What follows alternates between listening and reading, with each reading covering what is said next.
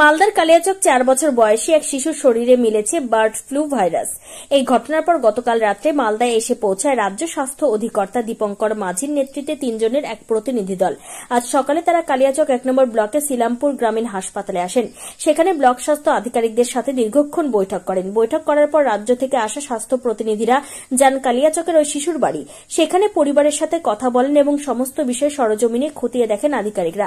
রাজ্য স্বাস্থ্য অধিকর্তা দীপঙ্কর মাঝি জানান, বিষয়টি সরজমিনে খতিয়ে দেখতে এসেছিলেন।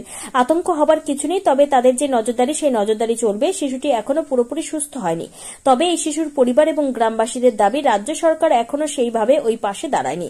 বর্তমানে শিশুটি অসুস্থ রয়েছে, প্রতিদিন অক্সিজেন দিয়ে রাখতে হচ্ছে।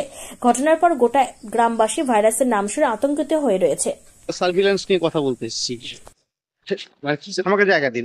কি বিষয়ে কথা হলো বিএমএইচের সাথে? ডিজিজ সার্ভিল্যান্স নিয়ে কথা হলো। ডিজিজ সার্ভিল্যান্স, ডিজিজ, বিভিন্ন রকম ডিজিজ। বার্ড ফ্লু নিয়ে একটা কথা শোনা যাচ্ছে, একজন আক্রান্ত হয়েছিলেন এই কালিয়াচকেরই একজন 4 বছরের শিশু। সেই বিষয়ে আলোচনা হয়েছে? কি আলোচনা হলো সাহেব? মানে এছাড়াও আর কারো মানে পাওয়া গেছে কিনা, বা আর কি কি পদক্ষেপ নেওয়া উচিত, কি মনে করছেন আপনি? না, আর কারো পাওয়া যায়নি। এটা নিয়ে প্যানিকের কোনো কারণ নেই। এবং এটা নিয়ে আর কি পদক্ষেপ নেওয়া সেটা তো নেওয়া হয়েইছে।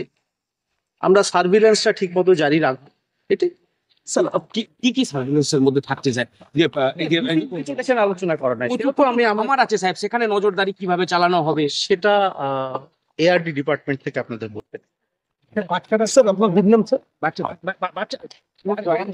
বাচ্চাটার অবস্থা কেমন আছে সাহেব? ওকে